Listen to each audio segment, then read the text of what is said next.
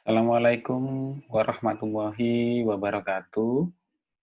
Pada kesempatan kali ini saya akan menjelaskan ya mengenai materi pendahuluan untuk mata kuliah kecerdasan buatan.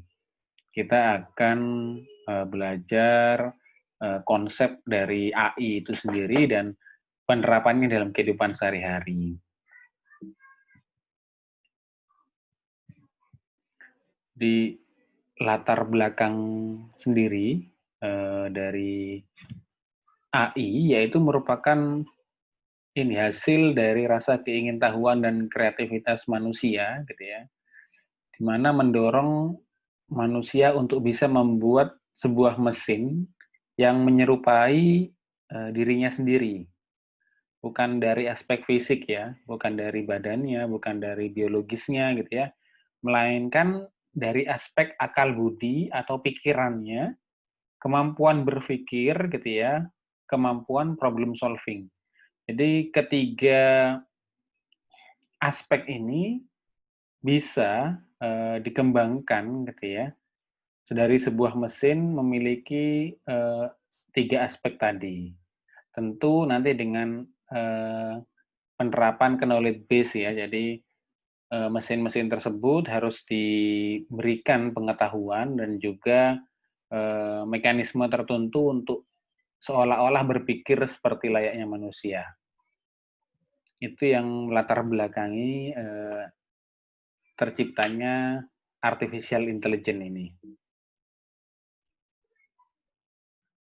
Definisi AI menurut Simon pada 1987 yaitu di sini saya artikan eh, kecerdasan buatan itu merupakan kawasan penelitian, aplikasi dan instruksi yang terkait dengan pemrograman komputer untuk melakukan sesuatu hal yang dalam pandangan manusia adalah cerdas. Jadi intinya menurut Simon itu merupakan tahap bagian dari penelitian, aplikasi dan instruksi di mana terkait dengan pemrograman yang dapat dikategorikan sebagai pemrograman yang cerdas atau bisa menyerupai manusia. Itu disebut kecerdasan buatan. Nah, sudah kita tahu bahwa 1987 ya, sekarang sudah 2020 gitu ya. Jadi sangat banyak sekali perkembangannya terkait dengan metode, algoritma maupun eh, hasil-hasil yang kaitannya membantu kehidupan manusia ya. Ada banyak sekali. Sekarang berkembang sangat cepat. Jadi ini ada sebuah contoh pohon AI ya. Jadi ada beberapa bidang-bidang yang akar ini terkait eh, ini ya ilmu-ilmu dasarnya. Ada ilmu linguistik, ada psikologi gitu ya, ada sosiolinguistik, ini ada banyak ada sistem adaptif gitu ya, ini C ada linguistik komputasi gitu ya, sampai di ilmu biologi. Jadi ini yang merupakan ilmu-ilmu dasar yang nantinya dikembangkan gitu ya, menjadi algoritma di kecerdasan buatan. Jadi biasanya algoritma di kecerdasan buatan itu selalu terinspirasi oleh ini ya, pola pikir manusia atau kemampuan manusia untuk beradaptasi gitu ya, atau kaitannya dengan evolusi gitu ya, itu yang melatar belakangi sebuah algoritma di kecerdasan buatan. Nah, di sini untuk terkait bidang-bidangnya gitu ya, di mana AI ini dapat diimplementasikan ada banyak ya. Ini ada pemrosesan bahasa alami. Bahasa alami ini maksudnya ini ya, natural language. Jangan dicari bahasa alami gitu ya. Nanti bukan bahasa Indonesia, bahasa Inggris ya, tapi eh, bahasa alami ini natural language itu kaitannya dengan bagaimana kita menganalisa gitu ya sebuah eh, kalimat atau struktur kata dalam bahasa Inggris bisa, dalam bahasa Indonesia bisa, bukan bahasanya yang dipelajari gitu ya. Tetapi eh, kemampuan gitu ya, kemampuan untuk menganalisa dari bahasa tadi. Ada intelligent tutoring. Jadi gimana proses pembelajaran itu yang dilakukan oleh tutor itu ya dapat dilakukan eh, secara otomatis gitu ya. Berikutnya ada ini computer vision ya maksudnya ya.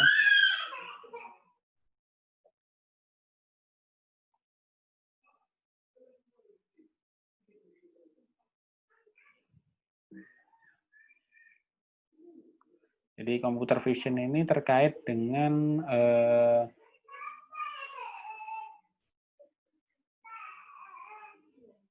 tampilan gitu ya, tampilan atau image atau gambar, gimana gambar-gambar itu bisa diolah, misalnya kaitannya dengan ini ya citra gitu ya, itu ada di computer vision.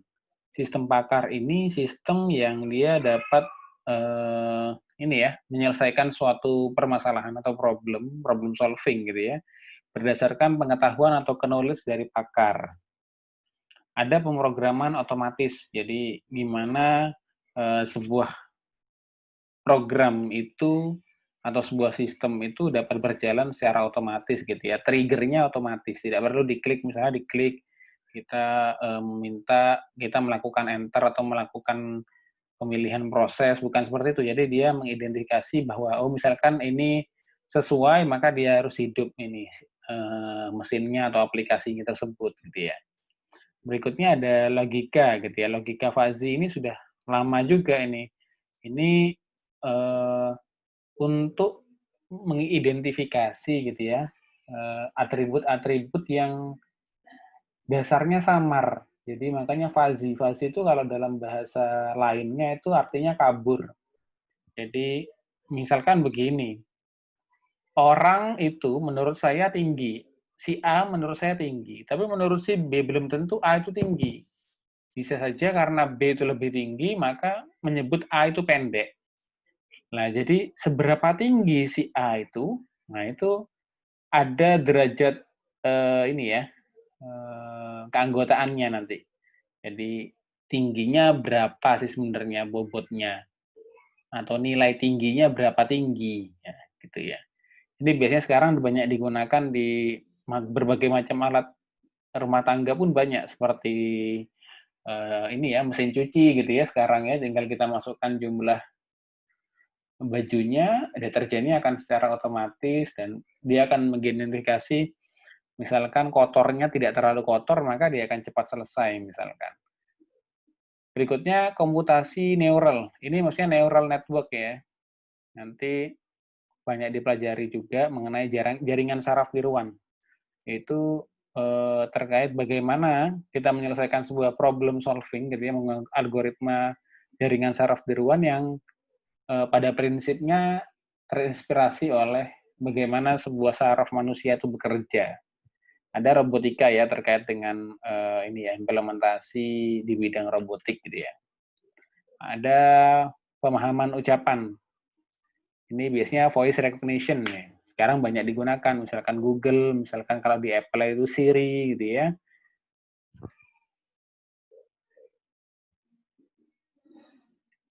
Ada definisi AI juga menurut Rich dan Knight 1991. Ini lebih baru daripada yang tadi. Jadi kecerdasan buatan itu merupakan sebuah studi tentang bagaimana membuat komputer melakukan hal-hal yang pada saat ini dapat dilakukan lebih baik oleh manusia. Jadi kecerdasan buatan itu kesimpulannya menurut Rich dan Knight gitu ya, merupakan bidang ilmu atau studi gitu ya tentang membuat sebuah komputer gitu ya yang dapat melakukan hal-hal yang mungkin tidak terpikirkan untuk masa depan itu bisa lebih baik daripada manusia. Contohnya, dulu ada kasusnya gitu ya, Grandmaster catur gitu ya, di tahun 1990 itu masih belum terkalahkan oleh komputer gitu ya. Tapi setelah itu langkah-langkah komputer itu menjadi lebih baik dan lebih ini ya, algoritmanya lebih canggih sehingga grandmaster catur pun itu bisa kalah gitu ya. Dengan waktu dan dengan waktu sekian misalkan. Nah, itu hal-hal yang eh, mungkin bisa dilakukan AI di masa depan lebih baik daripada manusia. Nah, perbedaan dari pemrograman AI dan komputasi konvensional ya. Jadi kalau AI itu representasi dan manipulasi simbol. Jadi dia banyak simbol-simbol tertentu atau representasi sebuah pengetahuan, sebuah data itu direpresentasikan. Kalau yang komputasi konvensional, dia hanya berupa algoritma saja. Jadi ya sudah ada inputan, ada algoritmanya begini dari A perhitungan misalkan sampai dia menampilkan hasil misalkan. Ya sudah dia hanya begitu saja. Beda dengan AI gitu ya. AI memberitahu komputer tentang suatu masalah. Sedangkan yang konvensional memerintahkan komputer untuk menyelesaikan masalah. Jadi misalkan gitu ya, kita mau memotong pohon misalkan, gitu ya, alat pemotong pohon otomatis misalkan. Itu kalau kita yang mau menyuruh, misalkan dia harus begini, ukurannya sekian gitu ya. Dia setelah kita melakukan perintah gitu ya, baru dia berjalan, itu konvensional. Kalau yang dia menggunakan konsep AI, nah, misalkan ada kayu masuk, dia akan melihat, oh kayunya ini belum dipotong, oh kayu ini ukurannya masih belum standar, maka dia akan otomatis memotong, tidak perlu kita melakukan perintah. Berikutnya komputer diberi pengetahuan dan kemampuan inferensi, lainnya dikaitkan dengan sebelumnya ya. Jadi knowledge base itu akan disimpan, bisa nanti dalam database juga. Jadi menyimpan knowledge base dan rule-rule yang mungkin bisa dimasukkan juga ke dalam sebuah knowledge base tadi. Dia memiliki kemampuan untuk inferensi gitu ya, untuk melakukan analisis gitu ya dari data-data yang knowledge base yang ada tadi gitu ya. Sedangkan kalau komputasi konvensional, dia memberi data kepada komputer dan program. Jadi kita yang harus input datanya. Jadi input data mentah, keluar output ya, begitu aja. Ini sudah kita bahas tadi ya, jadi ada berbagai macam ilmu-ilmu dasar dan ini ya penerapannya di bidang-bidang yang membantu segala macam aspek kehidupan manusia ya, mulai dari pemrosesan bahasa alami sampai komputasi neural tadi atau jaringan saraf tiruan. Jadi dasar-dasar AI gitu ya. Nah, sebenarnya waktu kita, untuk belajar AI ya, ada banyak hal, ada banyak cara gitu ya. Ini untuk pada pertemuan ini, mungkin saya banyak menjelaskan konsep dan ilmu-ilmu dasarnya. Ini ada kalau filosofi itu terkait dualisme versus atau materialism. Jadi terkait jasad dan ruh gitu ya. Nah ini banyak sebenarnya filosofi-filosofi atau ilmu filosofi yang mendasari algoritma-algoritma di artificial intelligence itu sendiri. Ada di bidang matematik juga, di mana algoritma itu banyak dikembangkan. Nah, biasanya juga ada aljabar juga, aljabar linear sampai aljabar bulan gitu ya. Ada kalkulus juga yang merupakan dasar dari AI gitu ya. Ada statistik probability, jadi ini probabilitas. Misalkan ilmu probabilitas ini kemungkinan bila ini misalkan bila A dan B maka kemungkinannya C misalkan lah. Yang hal-hal seperti itu kan bisa disimpan dalam knowledge base sebagai rule. Ada juga berhubungan dengan teori komputasi. Dari biologi sendiri, jadi dari ilmu biologi itu AI terinspirasi juga dengan mekanisme otak dan sel saraf. Jadi bagaimana sebuah saraf tadi itu bisa menerima rangsangan dan merespon rangsangan tersebut. Nah, itu disebutnya tadi artificial neural network gitu, atau ANN atau jaringan saraf tiruan, itu sama. Ada algoritma genetika, dia terinspirasi oleh ini teorema evolusi gitu ya, teorema Darwin, di mana yang akan bertahan gitu ya pada generasi tersebut adalah yang paling individu yang paling baik gitu ya. Jadi ada teori evolusi di sini. Algoritma koloni semut ini unkoloni ya, banyak bisa cari di paper dan sebagainya itu kaitannya bagaimana sebuah semut itu bisa mencari makanan dan kembali pulang ke tempatnya tanpa tersesat gitu ya. Jadi rata-rata terinspirasi oleh ilmu-ilmu dasar. Tadi untuk filosofi juga terkait ini ya, prinsip induksi gitu ya.